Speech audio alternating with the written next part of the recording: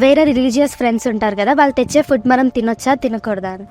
మీరు క్రిస్మస్కి ఇచ్చిన కేక్ మేము తీసుకున్నాం కదా, మేమిచ్చే ప్రసాదం మీరు ఎందుకు తీసుకోరు అని ప్రశ్నించినప్పుడు ఏం చేయాలి? కేకులు తీసుకొచ్చి యేసు ప్రభువారి యొక్క రూపం ముందు పెట్టి ఆరాధన చేసి ఆయనకి అర్పించి అక్కడి నుండి తీసుకొచ్చి ఇస్తున్నామా, లేదంటే జస్ట్ మనం ప్రార్థన చేసుకుని అందరికి ఇస్తున్నామా? ఇక్కడ వారు ఆరాధిస్తున్న వాటికి అర్పితం అవుతాయి.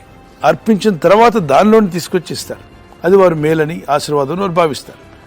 ఇప్పుడు నీవు క్రీస్తునందున్నావు కాబట్టి, నువ్వు యేసు క్రీస్తు ప్రభుని నమ్ముకొని బాప్తిసం పొంది నీవు ప్రభు బల్ల మీద ఉన్నదాన్ని తీసుకుంటున్నావు కనుక వేరే వాటి మీద బల్ల మీద ఉన్న వాటిని కూడా నువ్వు ఎలా పాలు పొందుతావని 1 కొరింథీ పత్రిక 10వ అధ్యాయంలో ఉంటుంది. సో దాన్ని బట్టి మనం గమనిస్తే మీ ఆత్మీయతను కాపాడుకోవడానికి వాళ్ళకి ఆ విషయం తెలియదు. చెప్పండి, నేను ఇచ్చిన కేకు యేసు ప్రభు వారి యొక్క రూపాల ముందు పెట్టి అర్పించింది కాదు, జస్ట్ ఫర్ a విషెస్. వారి బుక్లో రాసిందాన్ని వారు పాటిస్తారు, మన బుక్లో రాసిందాన్ని మనం పాటించాలి. God bless you.